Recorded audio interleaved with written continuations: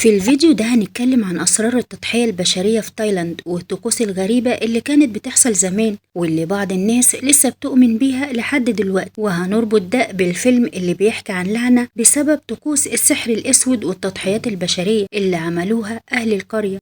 فيلمنا بيبدأ في قرية فيها سوق مليان ناس، والناس دي بتفضل تجري لما بتلاقي أسراب من الغربان بتطير في السماء، وبيدخلوا بيوتهم وبيقفلوا الأبواب والشبابيك لأنهم بيعتبروا الغربان فال وحش وسوء حظ. وفي الوقت نفسه الغربان بتتجمع قدام بيت واحدة ست بتولد، والممرضة اللي بتولدها بتبقى خايفة ومش فاهمة فيه ايه، وفجأة الست بتولد الطفل بسلاسة. بس بتحصل حاجة غريبة جدا عمرها ما حصلت قبل كده، إن الطفلة اللي لسه مولودة بتاكل مشيمة أمها. والممرضة لما شافت اللي حصل خافت وجريت بره البيت، ولقت الغربان اللي متجمعة حوالين البيت بتقع ميت. وبعد ما عدت 9 سنين من ولادة الطفلة بريتني بنشوفها في القرية، بس أهل القرية بيعتبروها طفلة متلبسها شيطان أو هي بنت الشيطان ذات نفسه، واللي هيقرب منها هتحصل له كارثة. عشان كده الكل بيبعد عنها والشارع بيبقى مأواها، حتى أمها بتفضل توبخها وتلعنها. وفي مرة بيشوفها كاهن وبتصعب عليه، فبيجيب رباط مقدس ويربطه في ايديها اعتقادا منه ان الحبل ده هيحميها ويسهل امورها. بعدها الكاهن ده في قوة شريرة بتحدفه على الارض وبيفضل يرجع دم اسمه، واهل القرية لما بيشوفوا اللي حصل بيفضلوا يوبخوا في بريت، وكمان بيوبخوا في امها، حتى امها بتفضل توبخ فيها. وبعدين بتمر سنين كتير وبريتني بتكبر اكتر وقربت تتخرج من المدرسة الثانوية، بس برضو وحيدة والكل بعيد عنها. وبيكون في ولد اسمه جيم بيبقى قائد فريق كرة السلة، والبنات كلهم بيحبوه. وبيكون في بنت معجبة بتحاول تتعرف عليه، بس البنت اللي بتحبه اللي اسمها آنا بتخلي أصحابها يضايقوا البنت دي ويشنكلوها عشان يحرجوها، بس جيم بيجي ويساعدها تقوم. بعدين بتشوف عنكبوت على وش جيم وبتحدفه بإيديها وتضربه برجليها. بعدين بتلاقي عناكب كتير بتطلع عليها وبتترعب وتفضل تبعد العناكب من عليها، وزملائها بيفكروها بتمثل، بس لما بيشوفوا عضات العناكب عليها بيضطروا يساعدوها ويشيلوها وعلى المستشفى بسرعة يودوها. وبريتني بتبقى شايفة كل اللي بيحصل وبتبقى عادية جدا ومفيش أي رد فعل أو تعاطف مع صاحبتها. وبعد المدرسة بريتني بتساعد ست عجوزة وجوزها عندهم محل حلويات، والست دي بتعامل بريتني كويس وبتعتبرها زي أي طفل، وكمان بيدوها فلوس وبيساعدوها ويعلموها صناعة الحلويات. بعدها بريتني بتروح استوديو تصوير اللي صاحبه اسمه باري، وبتشوف بنت اسمها منسى أبوها ضابط شرطة جديد في القرية، وبيبتدوا يتعرفوا على بعض وبتقول لها هنكون أصدقاء، وبيتصوروا صورة تذكارية. وهم خارجين بيشوفوا مراهقين بيتخانقوا، وواحد منهم اسمه جاك، وجاك ده بيبقى صديق طفولة بريتني. ولما بيشوف بريتني بيفضل ثابت مكانه، فبيجي شخص من اللي بيتخانق معاه وبيطعنه في بطنه، وبريتني بتجري عليه وتنقذه. ولما جاك بيرفع مكان الطعن مش بيلاقي غير علامة حمراء، ومعنى كده ان بريتني عندها قوة خارقة بسبب السحر. وبدل ما جاك يشكرها بيفضل يزعق لها ويقول لها ابعدي يا قتلة. وبنعرف ان جاك وبريتني كانوا اصدقاء طفولة. وفي مرة بريتني راحت عند جاك وشافت امه عندها حالة تشنج وصرع، وبريتني حاولت تساعدها بس ما لحقتش، وام جاك ماتت. وكل ده حصل في دخلة جاك افتكر ان بريتني كانت بتخنق امه مش بتنقذها. وبريتني بتفتكر كل اللي حصل وتحكي لمنسى، وبتتفاجئ لما لقت منسى مش خايفة منها. وبالليل بنشوف ليزا ام بريتني بتقدم قرابين وبتردد تعاويذ للتمثال اللي قدامها، وبتمسك خنجر وتهمس للخنجر، وبعدها بتسمع صوت بكاء طفل وكانت هتنهي حياتها، بس بريتني بتلحقها وتفضل تبص لبنتها بريتني وتوبخها. بعدها بريتني بتنام وبتحلم انها في معبد مهدوم وفي شخص عنده وشم غريب، وبريتني بتفضل تراقبه، وبتشوف ست برضو عندها نفس الوشم على ظهرها وبتركع قدام مكان في المعبد اسمه المدبر. بعدين الست دي بتبص ناحيتها وبريتني بتكتشف انها امها. بعدين بريتني بتشوف بطنها بتتحرك والطفل بتظهر فيها، وفجأة بتصحى وبعدين بتبص على بطنها وبتلاقيها طبيعية وما فيهاش اي حاجة. وتاني يوم بريتني بتوصل البضايع بمركب صغير بتكسب من خلاله الفلوس. فجأة بتشوف تجمع على الشاطئ وبتعرف ان في جريمة قتل حصلت، وبيحققوا فيها وبيلاقوا سمكة مربوطة، واهل القرية بيقولوا ان دي لعنة وبيتهموا بريتني ان هي السبب. بعدين بنشوف بريتني قاعدة مع صديقتها منسى، وبريتني بتعرف ان الوشم اللي موجود على جسم الضحية هو نفس الوشم اللي شافته على جسم الشخص اللي في الحلم. ولما بتحكي لمنسى، منسى بتقول لها ترسم لها الوشم على ورقة وبتقول لها لازم نروح للمعبد المهجور اللي حلمتي بيه. بعدين بريتني بتتعب فجأة ومانسا بتاخدها عندها، وبعدين بتروح تجيب شوية حاجات وهي ماشية بتخبط في شخص فبتقع منها الورقة اللي فيها رسمة الوشم، ولما بتحاول تجيبها بيمسك الورقة قبلها. بعدين مانسا بتشوف الوشم اللي مرسوم في الورقة، بتشوف جزء منه على جسم الشخص اللي خبط. بعدين بتاخد الورقة منه وبتحاول تدخل في أماكن معقدة عشان تهرب من الشخص ده، لكن الشخص ده بيفضل ماشي وراها وبيفضل يهمس ويقول تعاويذ غريبة، ومانسا بتسمع أصوات غريبة في كل مكان. بعدين بتحس إن في حد خبطها في بطنها وبترجع سحلية وحواليها دم. بتقع مانسا وبريتني بتيجي في المكان وتحاول تنقذ صديقتها، وفجأة بنشوف السحالي انتشرت عليها في كل مكان، وبريتني بتفضل تصرخ وبتحاول بكل جهدها تنقذ صديقتها. وبيكون في دورية شرطة معدية وبيشوفوا بريتني بتخنق مانسا، وبيفضلوا يبعدوها ويفتكروها بتخنقها وما يعرفوش إنها بتحاول تمنع الخطوط السوداء اللي بتنتشر في رقبتها، ومانسا بتموت. وبعدين الطبيب الشرعي بيشرح الجثة وبيقول لضابط الشرطة اللي هو أبو مانسا إنها فقدت دم كتير ومعدتها ممزقة من الداخل وجروحها كبيرة جدا، واللي حصل لها مش ممكن بنت في سن بريتني تعمله. وده بيخلي الشرطي يطلق سراحها. وتاني يوم بيجي جواب لأم بريتني وبيبقى مكتوب في الجواب لقد حان الوقت. وبالليل بنشوف القمر أحمر وشكله مرعب جدا، وبريتني بتبقى قاعدة في غرفتها بتتفرج على صورة صاحبتها وحزينة عليها. فجأة بتسمع صوت تعويذ والصوت بيزيد، وبتفضل تترجى أمها تفتح لها الباب لأن أمها حبساها، وأمها مش بترضى تفتح لها الباب. وفجأة بريتني بتفضل تخربش نفسها وجلدها بيطلع ويقع على الأرض، وهي بتفضل تصرخ ومش فاهمة إيه اللي بيحصل، وبتبص في المراية وبتستغرب من شكلها. تاني يوم بريتني بتتمشى وهي ماسكة وردة، والناس بيفضلوا يبصوا لها وبيبقوا مستغربين من جمالها. وبتروح المدرسة وبتحط الوردة اللي ماسكاها على المكان اللي صاحبتها مانسا كانت بتقعد فيه، وشكل بريتني بيبقى جميل. وبعدين بنشوف الولد اللي اسمه جيم بيكلم بريتني وأنا بتبص عليهم وهي متغاظة. بعدها بريتني بتطلب من جيم يروح معاها المعبد المهجور،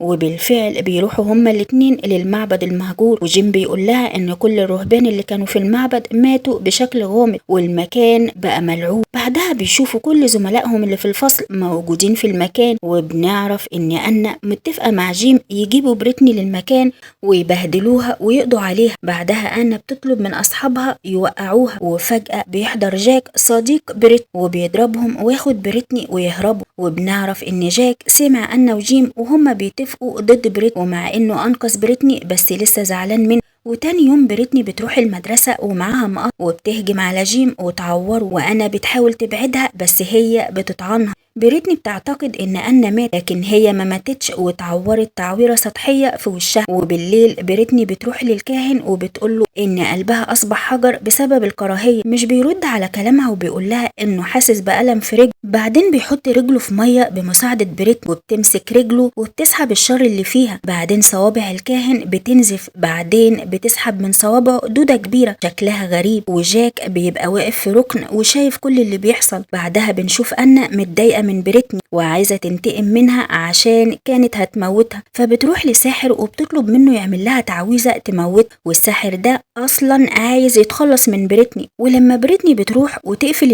الباب بيتفتح بقوة لوحده. بعدين بتشوف شبح وبيختفي، وبعدها بتظهر لها دمية ماسكة سكينة، وبريتني بتجري للغابة وتستخبى ورا شجرة كبيرة، بس الدمية بتلاقيها وتوقعها وتحاول تخنقها، بس بريتني بتبعدها. والدمية الخزفية اللي هي مصنوعة من الفخار بتمسك ساطور وبتحاول تهجم على بريتني، بس بيجي صاحب استوديو تصوير اللي اسمه باري وبيكسر الدمية وبينقذ بريت في آخر لحظة. ولما الدمية بتتكسر التمثال اللي عليه صورة الساحر بيتكسر، والساحر لما بيشوف راس التمثال اللي عليه صورته بيتكسر بتجيله نوبة غضب وبيفضل يقول تعويذ عشان يقضي على بريتني. وبريتني بتجيلها نوبة صرع وتفضل تصرخ، وباري بيدوس بقوة على الدمية الخزفية، وكل ما يدوس على جزء من الدمية ويتكسر يتمزق جزء من جسم الساحر لغاية ما أضلاعه بتتكسر، حتى كمان كل أحشائه بتتقطع وبيموت. بعدين باري بيروح لأم بريتني اللي اسمها ليزا وبيفضل يضربها عشان سابت بريتني تتعذب. بعدين بيرملها فلوس ويقول لها مهمته خلص، وبنعرف ان مهمة ليزا هي ولادة طفل. بعدين بيمسك بريتني ويقول لها انا انتظرت 18 سنة، وبريتني بتشوف نفس الوشم على باري وبتعرف ان هو الشخص اللي قتل صديقتها مانسا. بعدها ليزا بتضرب باري في ظهره بخنجر، وبتركب هي وبريتني مركب وبيهربوا، بس باري لسه ما ماتش وبيفضل يقول تعويذة، والتعويذة دي بتخلي سرب من الغربان يطاردوا ليزا وبريتني، وبيوصلوا لمكان وفي واحدة ست بتنقذهم، بس ليزا جروحها كانت عميقة وماتت. وتاني يوم الشرطي بيروح للكاهن وجاك بيكون معاه، والكاهن بيقوله ان بريتني حاولت تنقذ ام جاك، بس والد جاك وقفها واتهمها بقتل زوجته، وبيسألوه عن تمثال الطفل اللي أم بريتني محتفظة بيه، بيقول لهم إنه ممكن يكون أخو بريتني اللي مات. بعدها بنشوف بريتني مع الست اللي أنقذتها وبتقول لها إنها خالتها، وبتوريها صورتها مع أمها ليزا، وبتقول لها إن ليزا كانت عايشة في بانكوك وهربت عشان كان نفسها تبقى مغنية، بس وقعت في إيد منظمة لإنجاب الأطفال واللي باري أسسها، والمنظمة كانت عايزة مولود ذكر عشان يقدموه ضحية في طقوس السحر، وليزا ولدت بنت فخافت لا يقتلوها فاستبدلتها بطفل ذكر خطفته من ست كانت لسه والده، وحاولت تبعد بنتها بريتني عشان باري ما يستغلهاش في المنظمه، بس باري فضل يتابع بريتني لغايه ما كبرت عشان يضمها للمنظمه عشان تنجب لهم اطفال. عشان كده ليزا كانت بتضرب بريتني وتقسى عليها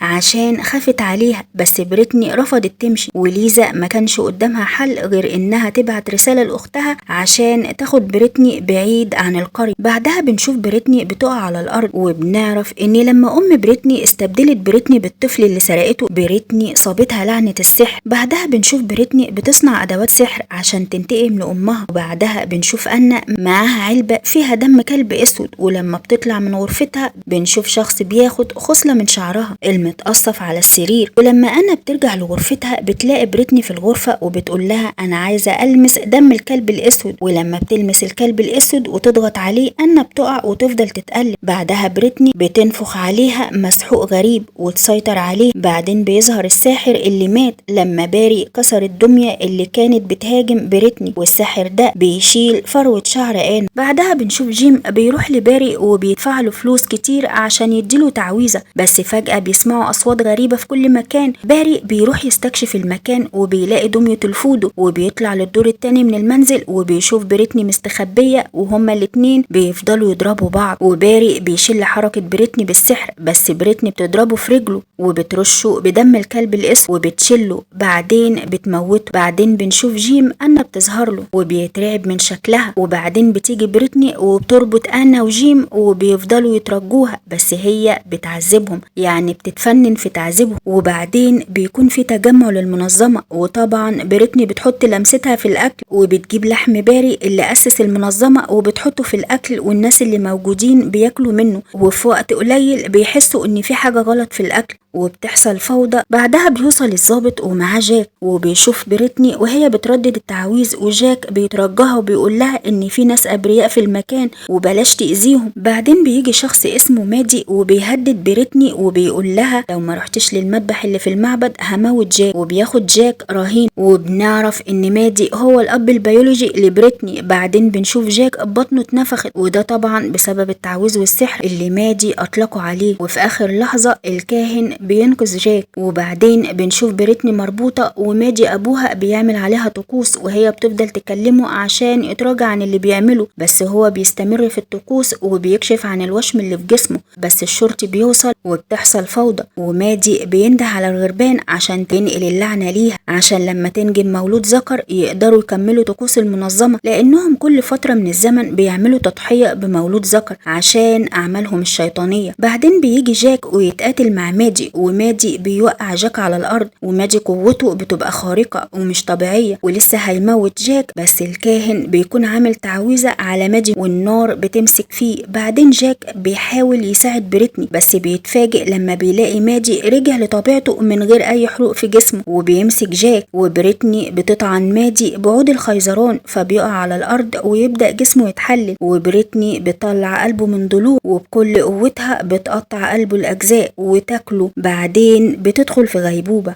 وبيتم القضاء على المنظمة، وبريتني بتفوق بعد فترة بس بتكون مش فاكرة أي حاجة من اللي حصلت. وبكده نكون خلصنا مراجعتنا لفيلم بانور، واللي ورانا جانب تاني من الرعب التايلاندي والطقوس الغريبة اللي بتتحول للعنة على الناس. الفيلم بصراحة كان دموي شوية بس فكرته حلوة وبتخلي الواحد يفكر هل الغلط اللي بنعمله ممكن يرجع يطاردنا مهما عدت السنين؟ قولولي ايه رأيكم في الفيلم لو شفتوه. لو عجبكم الفيديو ما تنسوش اللايك والاشتراك وتفعلوا الجرس علشان يوصل لكم كل جديد من فيديوهات الرعب. استنوني في مراجعات جاية لأفلام مرعبة أكتر.